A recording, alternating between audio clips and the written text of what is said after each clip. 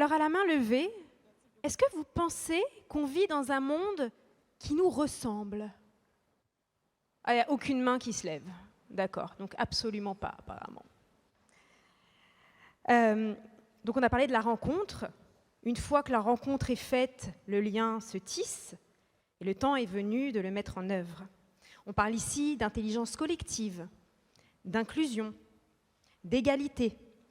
Parce que seul on va plus vite, mais ensemble on va plus loin. Alors afin de traiter des liens pour co-construire un monde qui nous ressemble et qui nous rassemble également, merci de bien vouloir accueillir Camille Agon, qui est cofondatrice de YOLO, une nouvelle start-up qui aide les femmes en entreprise à déléguer leur charge mentale du quotidien. Et Dieu sait qu'elle est bien présente. Veuillez applaudir Camille Agon. Merci.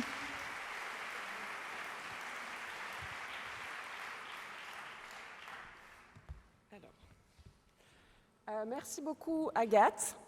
Bonjour à toutes et à tous. Je suis très heureuse d'être avec vous aujourd'hui. Je ne vous cache pas que je suis assez impressionnée, mais je vais essayer d'être disponible à l'inattendu. La question que j'aimerais vous poser à tous et toutes, c'est dans quel monde voulons-nous vivre demain?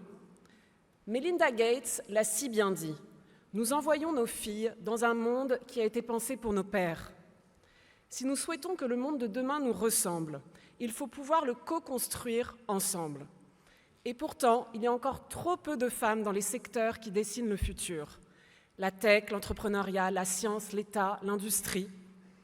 Je vais donner quelques stats, mais 88% du montant total levé par les startups françaises en 2021 ont été levés par des équipes 100% masculines. En 2022, en France, il n'y a que 17% de femmes dans la tech. Alors comment faire pour plus de femmes, plus d'égalité dans ces métiers qui vont déterminer notre futur? Pour en parler, nous avons réuni un panel exceptionnel. Alors, c'est une femme libre et engagée. Elle a été ministre du Travail sous le premier quinquennat d'Emmanuel Macron. Avant ça, elle dirigeait les ressources humaines chez Danone. Je pense que vous avez deviné qui c'est. Elle est aujourd'hui fondatrice et présidente du fonds Sakura, qui soutient des artistes émergents. Veuillez accueillir Muriel Pénicaud.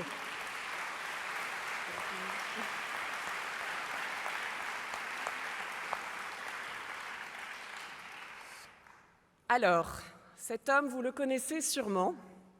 Il a été député européen, ministre de l'économie et des finances sous François Hollande. Il a même été commissaire européen. Il est aujourd'hui le premier président de la Cour des comptes. Veuillez accueillir Pierre Moscovici.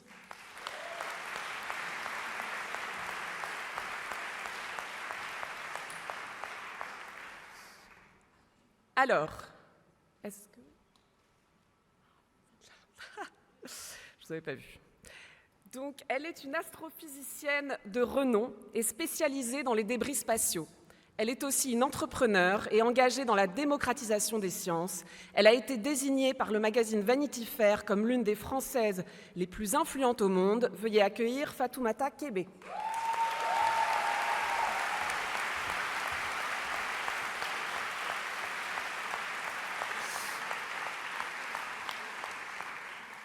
Et la dernière femme de ce panel est des plus exceptionnelles. Elle est ingénieure géologue, intrapreneur et engagée dans l'écologie. Elle est la cofondatrice et la présidente de Celsius Energy, une entreprise qui rend accessible la géoénergie. Veuillez accueillir Cindy de Michel.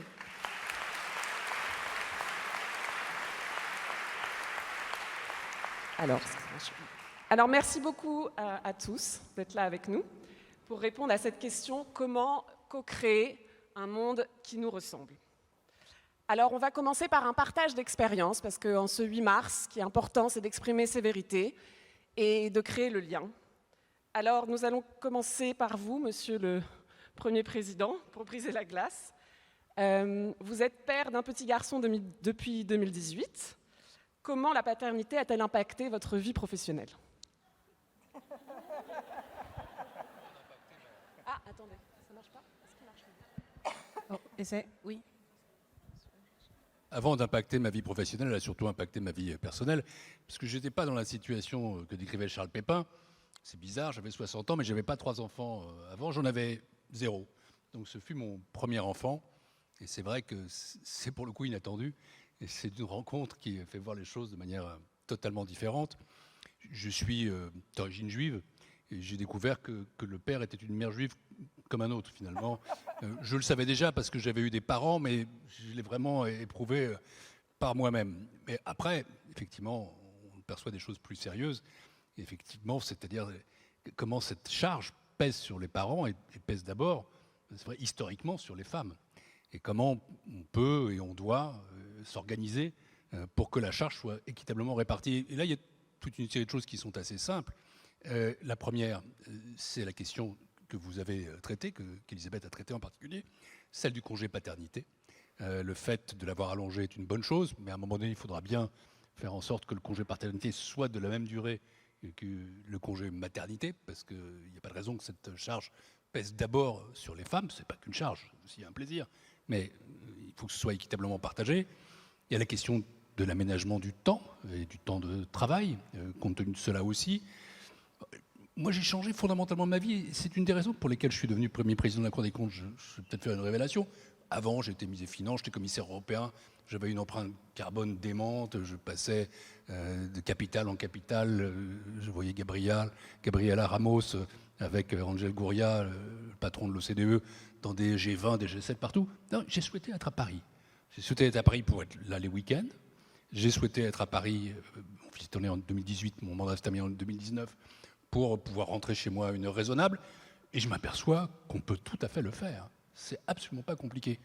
Et j'essaye bêtement de prendre ma part. Il se trouve, pour faire une confidence, que ma femme dort plus que moi. Quand mon fils était tout petit, c'est moi qui faisais les nuits. C'était très agréable. Donc, bon, il y a cette répartition vie professionnelle, vie personnelle qui change, mais fondamentalement, avant toute chose, devenir père, c'est donner son cœur à quelqu'un d'autre. C'est renoncer à une forme d'égoïsme et c'est la plus belle des rencontres qu'il m'a été donné de faire.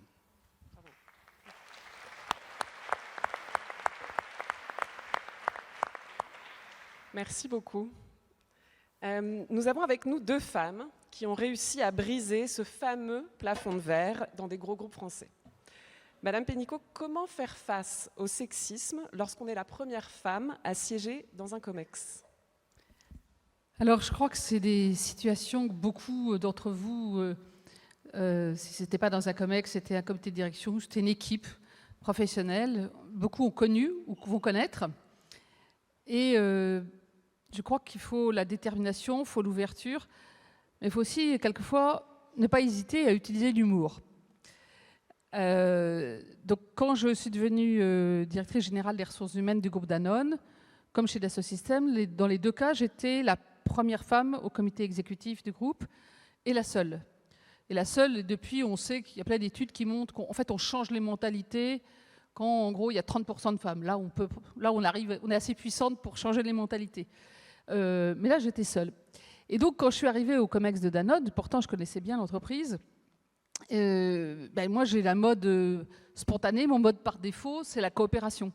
Donc, je me suis dit, bon, on est une dizaine au COMEX, on est responsable de la gouvernance de l'entreprise, de l'emmener vers les bons auspices. Comment on travaille ensemble ? Parce que la réussite est forcément collective. Ça paraît le bon sens. Hein. Et donc, je passe sur un mode coopération. Donc, j'étais tout le temps en train de discuter avec mes collègues. Attends, on pourrait faire ça ensemble, on pourrait faire ça ensemble. Et un jour, Franck Ribou, je donne son nom parce que d'abord, il est connu, mais en plus, il y a beaucoup ri de l'histoire après coup, quand je lui ai raconté des années après. Un jour, Franck me dit, donc le président, il me dit, écoute, il y a un problème, c'était hyper mode, mais pourquoi tu te mets en situation de faiblesse tout le temps ? Je dis, comment ça, je me mets en situation de faiblesse ? Ben oui, tu veux coopérer, il n'y a que les faibles qui coopèrent. Ici, c'est la compète. Si tu veux être respecté, il faut leur en foutre plein la gueule, sinon ils ne vont pas te respecter. Je vois bien que, alors que tu es très bonne, la coopération, c'est un aveu de faiblesse. Bon, je trouve. Alors évidemment, je ne partage absolument pas ce point de vue et je pense que la coopération, comme la sororité, comme le lien, c'est au contraire d'une puissance. C'est le soft skill collectif, hein, c'est une puissance incroyable. Mais je me suis dit, tiens, je vais faire une expérience. L'expérience a été la suivante. Au COMEX suivant, je me suis dit, je vais faire un coup la compétition, la conflictualité pour voir.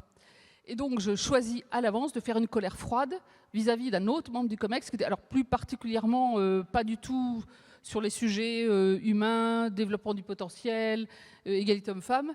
et je prends un sujet et je l'aligne. Mais je l'aligne proprement avec la colère froide qu'on peut jouer, d'autant plus qu'en fait, on l'a décidé à l'avance. Je fais ça d'un coup, silence de mort dans le COMEX, et là, Franck dit, il y en a une seule qui a des couilles ici, c'est Muriel. Voilà. C'était un compliment, vous avez bien compris, je décode quand même, parce que... Voilà. Et du coup, et le lendemain, tous les membres du COMEX se sont dit « Oula, elle est puissante, il faut que je travaille avec elle ». Ils voulaient tous coopérer. Alors, génial, pendant quelques semaines, on se met à coopérer, on fait des trucs ensemble, etc. Puis je vois que ça s'effiloche au bout d'un moment, parce que les vieux réflexes culturels étaient là. Et donc, j'ai noté, c'est un petit truc pour vos agendas, j'ai noté dans mon agenda, une fois par trimestre, un mystérieux FCC. Ça voulait dire faire colère en COMEX. Et tous les trimestres, je l'ai fait et on a coopéré. Bravo.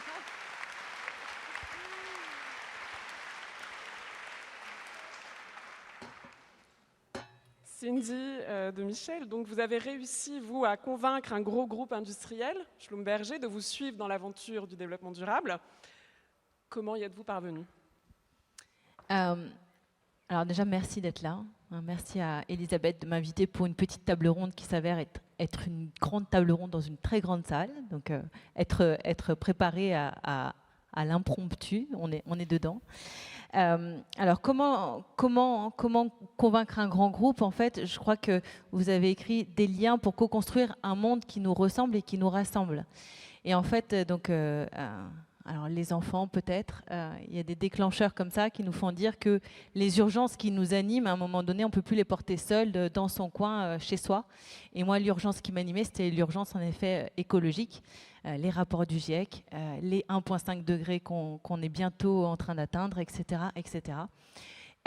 Et à un moment donné, quand j'ai fait tout mon petit travail sur moi, sur mon bilan carbone particulier, je me suis dit comment est-ce que je peux avoir un impact beaucoup plus grand que ma petite personne.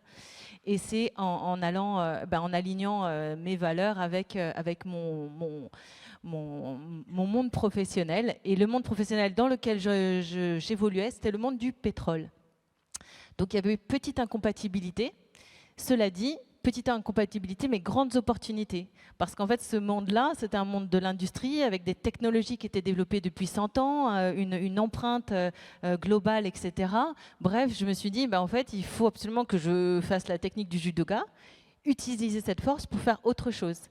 Et donc, en effet, on s'est mis à trois cofondateurs en mode coopération, en évitant les colères froides. Et pendant 2 ans, on a travaillé en soir et week-end pour essayer de bâtir un cas de business, parce qu'à un moment donné, il faut quand même que ce soit un cas de business, et d'aller ouvrir les portes jusque donc, au CEO de cette grande boîte pour leur dire allons-y, faisons quelque chose. Donc on était 3 et un stagiaire en 2017, on est aujourd'hui 150 et on décarbone les bâtiments en divisant par 10 les émissions carbone de ce bâtiment et la consommation d'énergie par 4. Ça, c'est la version pitch startup, c'est génial. L'autre version, c'est que ça a pris 2 ans. Pendant 2 ans, évidemment, qu'il n'y avait absolument rien d'écrit. Il y a eu une grande traversée du désert, des moments de doute, des moments où j'ai envoyé ma candidature à l'UNESCO. Et je n'ai pas été retenue. Mais c'est pas grave, je fais autre chose.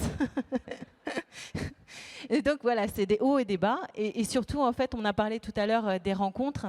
Et ce qui a fait qu'un jour, en effet, la porte du CEO de ce grand groupe s'est ouverte vers cette aventure, c'est des rencontres, c'est des sponsors, ce sont des gens qu'on a rencontrés ensemble, des gens qui sont de confiance. Et en fait, d'établir un lien, et c'est peut-être un petit tips pour les jeunes femmes, on se dit toujours, ouais, faire du réseau, c'est pas bien, on est dans l'opportunisme, etc. En fait, faire du réseau, c'est faire du lien, c'est en fait construire une confiance, c'est que les gens vont nous appeler parce qu'ils ont confiance en nous et qu'on va les appeler parce que nous, on a confiance en eux. Et c'est cette confiance en fait qui nous a permis d'embarquer ce grand groupe, ce grand paquebot et de le faire dériver un petit peu pour aller justement vers un monde plus durable et essayer de laisser le carbone là où il est et d'en éviter. Bravo, merci beaucoup.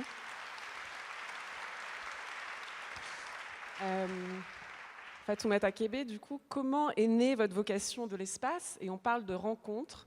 Comment s'est passée votre rencontre avec ce monde qui est quand même très masculin aujourd'hui ? Et est-ce que vous avez eu des rôles modèles ? Donc moi, ça a été assez simple. C'est une question qu'on me pose assez souvent. C'est comment j'ai voulu travailler dans le domaine du spatial. C'était un bouquin. J'en parle souvent. Je fais beaucoup de pub pour ce bouquin. et je ne suis pas payée pour. Voilà, travail gratuit des femmes, comme d'habitude. Mais, et en fait, donc moi, c'est des images d'objets célestes en fait, qui m'ont vraiment inspiré ce souhait, en tout cas, d'avoir un lien avec cet espace en fait, quand je serai adulte.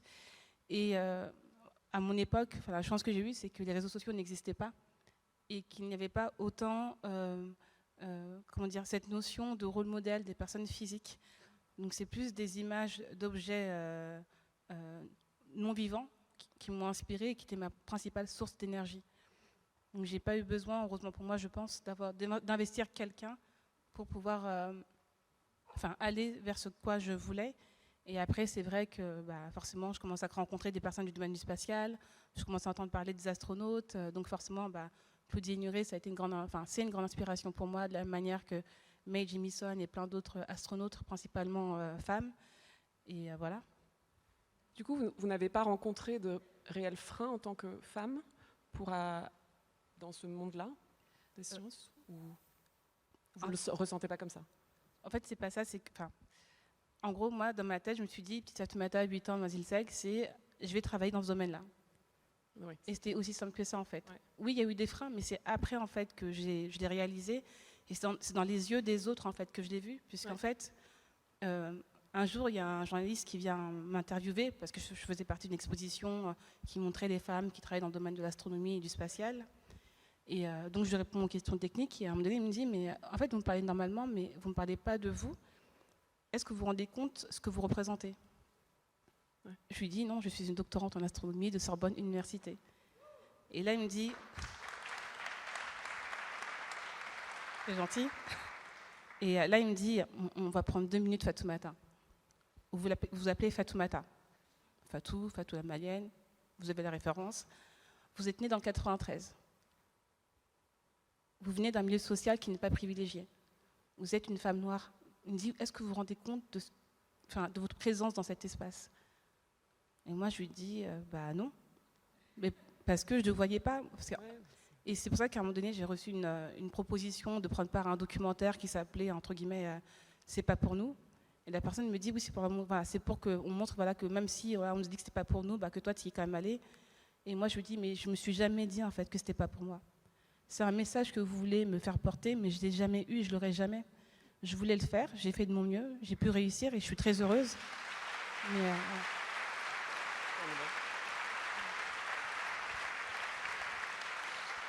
Merci justement à tous pour vos témoignages et justement pour exprimer ces vérités qui ne sont pas forcément celles que le monde ou la société veut entendre et justement ça fait du bien.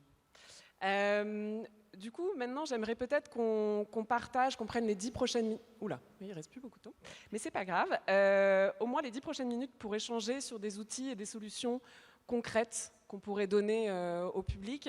Donc, j'aimerais commencer au niveau sociétal. Donc, Monsieur le Premier Président. Donc, après, c'est une question très large, mais bon, que peut faire ou même que doit faire l'État pour la co-construction d'un monde plus égalitaire?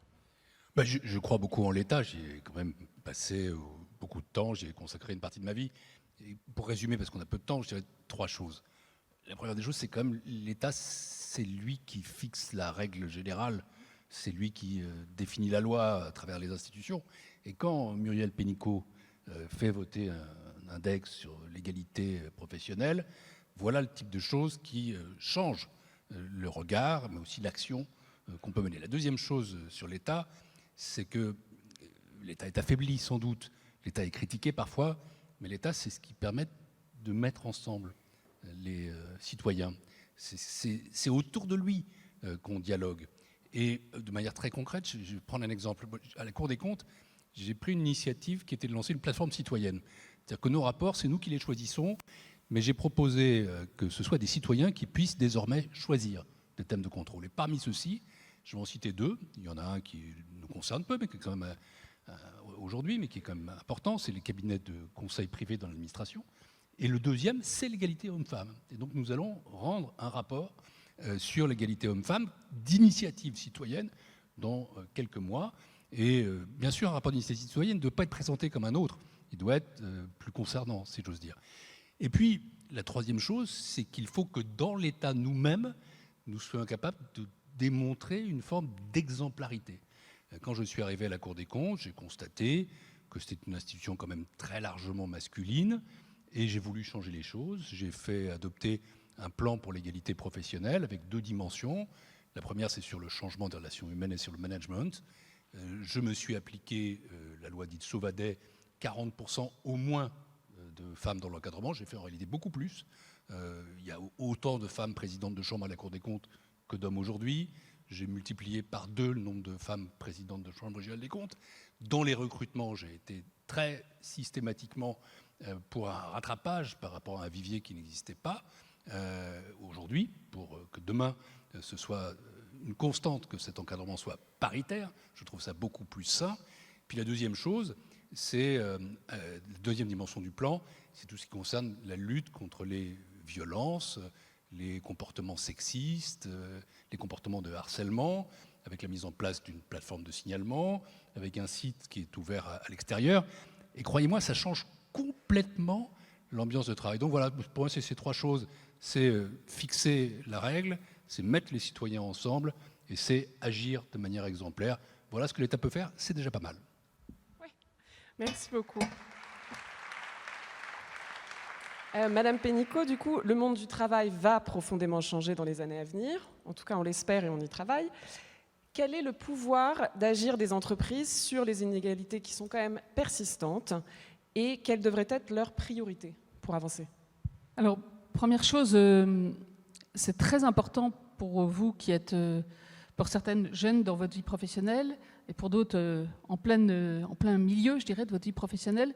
C'est très important de comprendre que le monde du travail va beaucoup changer parce qu'il faut que ça soit une opportunité et pas un risque pour les femmes. Et ce n'est pas écrit d'avance. Il y a 3 choses qui vont faire évoluer profondément le monde du travail.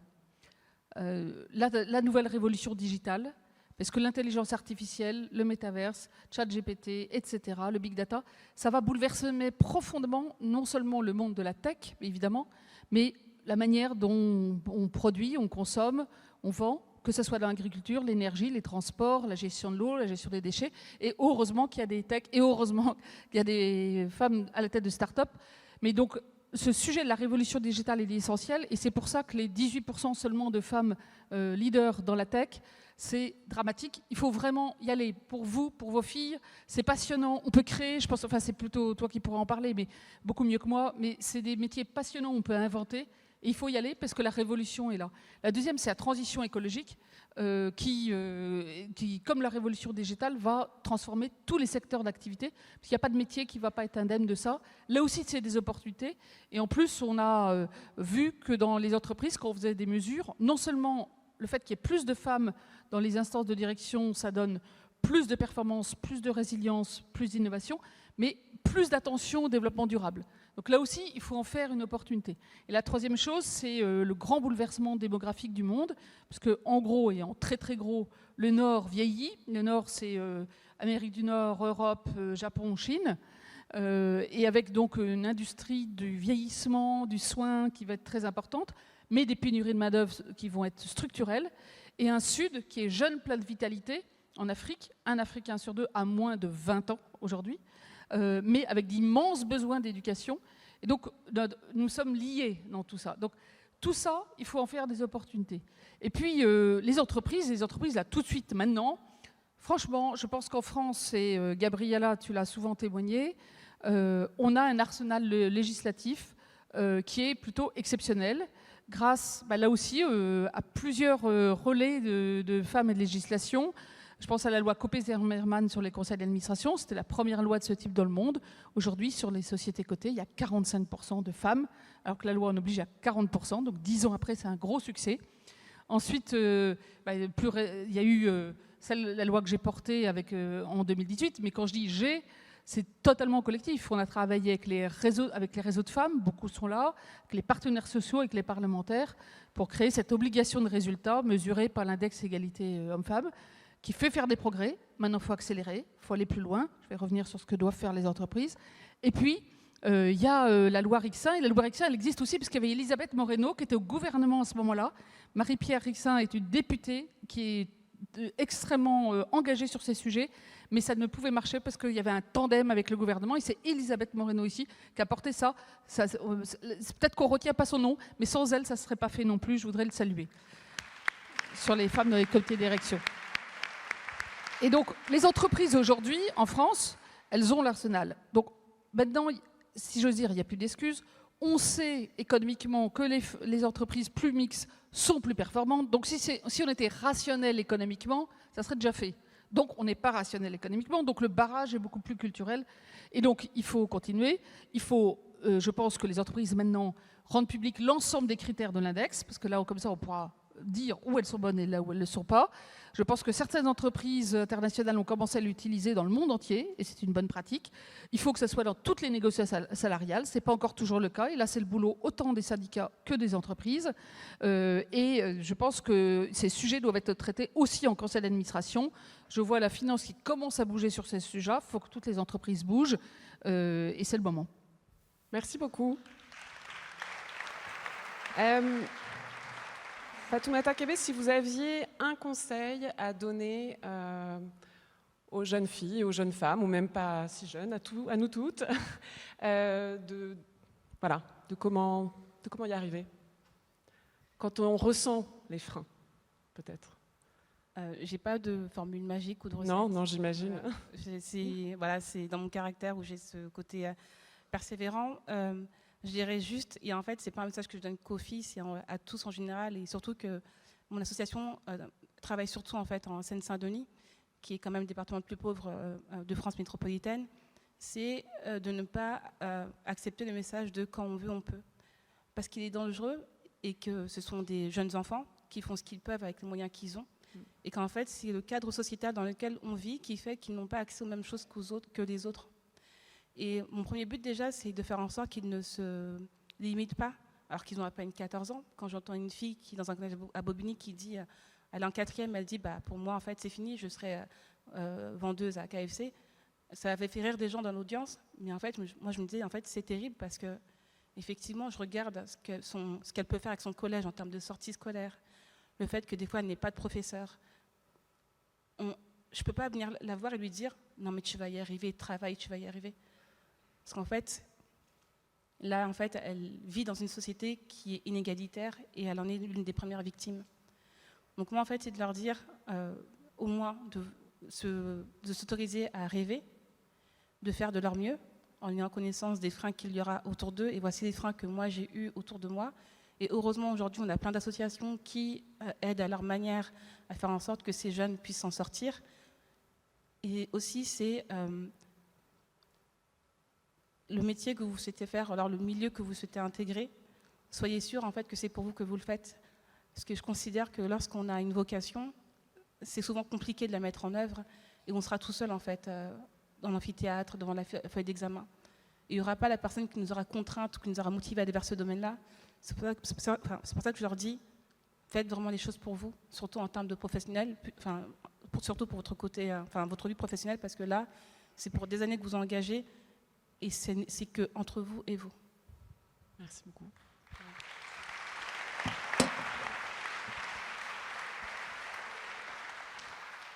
Cindy de Michel, un outil, soft skills, quelque chose à partager? Alors, je vais peut-être donner un exemple. En juillet dernier, j'étais invitée dans un sommet d'été de l'industrie dans laquelle je travaille aujourd'hui. Et en fait, quand je suis arrivée, il y avait tous les grands chefs, les PDG des ministres. Et je suis arrivée dans ce monde-là, petite contributrice dans ce monde-là. Et en fait, dans cette assemblée, il y avait 85%, je n'ai pas compté, mais ça devait être à peu près ça, 85% d'hommes et 15% de femmes, dont certaines m'ont dit « j'ai été invitée hier parce qu'il n'y avait pas assez de femmes ». Et bon, je n'avais pas été invitée la veille, mais voilà. Et en fait, dans ce sommet, ce qui a été intéressant, c'est qu'on a voulu sortir des actions collectives pour faire changer les choses. Et donc, il y en a 50 qui ont été proposées. Et en fait, moi, j'y suis allée, j'ai proposé la mienne. Personne ne me connaissait, mais en fait, elle a été validée parmi les 13. Et au-delà de ce petit succès, de ce grand succès que je suis contente d'avoir porté, en fait, sur la scène se sont succédées les 13 actions collectives. Donc 85% d'hommes dans la salle, 85% d'hommes dans la salle, et sur scène se succédaient les actions collectives, donc portées par 1, 2, 5 personnes. Sur scène, il y avait 60% de femmes. Il y avait 60% de femmes qui ont porté des changements à impact pour cette industrie. Donc même si on est 15%, en fait, on peut porter 60% de l'impact. C'est ça, et donc en fait, c'est un message d'espoir. Et le petit proverbe que j'utilise, moi, c'est qu'une femme au COMEX, seule, c'est comme un bâtiment bas carbone seul. Tout seul, c'est joli sur une plaquette, mais ça n'a pas d'impact. Et donc, il faut être plusieurs. Et même quand on est 2, 3 ou 15%, eh ben, en fait, on peut changer les choses. Et voilà. Merci beaucoup. Malheureusement, on va devoir terminer maintenant. Mais merci à tous. Merci d'être venus et d'avoir partagé avec nous aujourd'hui. Contraint par le temps, malheureusement. Vous voulez rajouter une note de fin ? Allez-y. On va faire quand même 1 à 2 minutes de note de fin. Non, je voulais juste demander à Elisabeth et à Gabriela de venir sur scène, parce que je voudrais vous demander votre aide à tous. Voilà, aujourd'hui, on est dans un contexte de sororité. Je crois qu'on y croit beaucoup, toutes et tous, c'est pour ça qu'on est là. Des femmes plus expérimentées, leaders reconnus, tendent la main à d'autres femmes qui veulent grandir dans l'entreprise. C'est pour ça qu'on est là. Mais je crois que la sororité, elle n'est forcément universelle. Elle ne peut pas être juste pour nous. Qu'il n'y a pas une femme libre dans le monde si toutes les femmes ne sont pas libres. Excusez-moi, je suis émue en disant ça parce que pour moi, c'est très, très important. Et je suis beaucoup Voilà, je travaille à l'Électeur national depuis des années, comme Gabriela et Elisabeth aussi. Et aujourd'hui, il y a la situation des femmes iraniennes. On peut tuer en Iran une femme pour un voile mal porté. Il y a des filles en Afghanistan qui n'ont plus le droit d'être éduquées, alors qu'il y avait eu vraiment énormément d'avancées en Afghanistan il y a 20 ans. Aujourd'hui, c'est un recul monstrueux. Il y a le droit à l'IVG qui est contesté dans la moitié des États-Unis. Il y a des féminicides partout en Europe et dans le monde. Mais je voudrais, comme a commencé à le faire Gabriela, vous demander, parce que je sais que pour elle c'est important, je suis très connectée au réseau de femmes iraniennes et afghanes, qu'on leur montre notre soutien dans ce contexte-là. Et pour nos sœurs iraniennes et afghanes, je vous demande de toutes vous lever. Voilà. Femmes, vie, liberté. Merci. Vie, liberté. Femmes, vie, liberté.